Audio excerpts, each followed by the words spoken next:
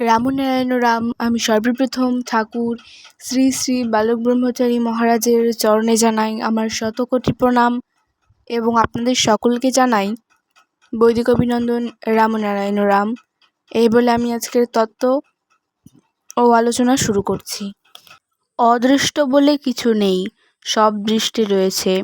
দৃষ্টি নিক্ষেপ করলেই সব ফুটে উঠবে। পার্ট 2। মূলাধার খুঁজলেই সব পাওয়া যায়। ক খ গ ঘতে যেমন সমস্ত গ্রন্থ বাঁধা, ক খ গ ঘ ছাড়া ভাষা নয়। আবার সা রে গা মাতে সমস্ত গান বা সুর যেমন রয়েছে তেমনি মূল কথা রয়েছে এই মূলাধারে। আমরা সেই মূলের কথাটা জানলেই সব কিছুকে জানতে পারবো।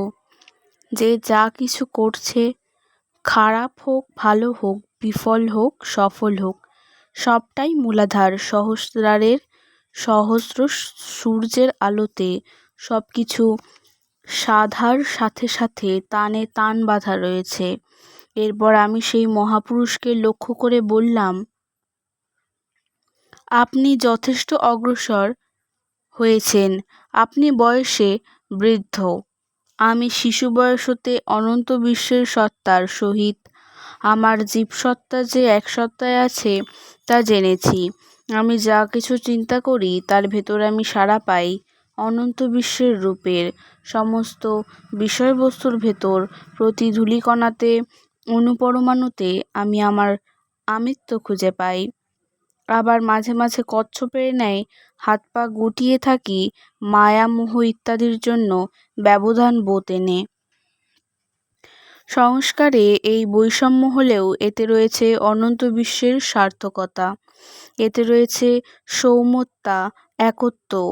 ব্যবধানত্বের সাথে সাথে রয়েছে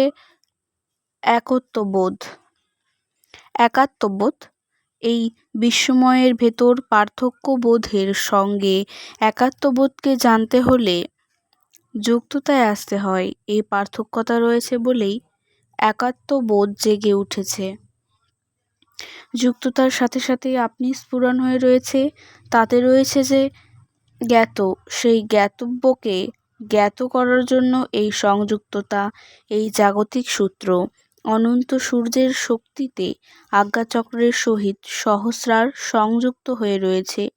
এটা সেই একত্বের ব্রহ্মস্বরূপত্বের কথা। এই সংযুক্ততা জ্ঞান ছাড়া নয়, একত্বের সুর ছাড়া নয়, মাধুর্যের সুর ছাড়া নয়। যুক্ততা রয়েছে বিশ্বের সাথে বিরাটের বিরাটত্ব উপলব্ধির মাধ্যমে। বিরাটকে জানাই হচ্ছে মূল কথা। হে সাধকগণ, তোমাদের অনেকেরই এখানে 300 বছর বয়স। এই মূল কথা জানলে বিশ্বের সব কিছু জানা হয়ে যায়। এই ধরার ধারাপাতা সেই মূল কথাতে, মূল ধারায় রয়েছে তোমার সত্তার মূল কথা। যে ধারাপাতের ক খ গ ঘ জানা থাকলে সব জানা যেতে পারে, সেই মূল ধারাপাতা রয়েছে সব। তুমি প্রকৃতির সেই গ্রন্থেরই মনজ্ঞ পাঠক।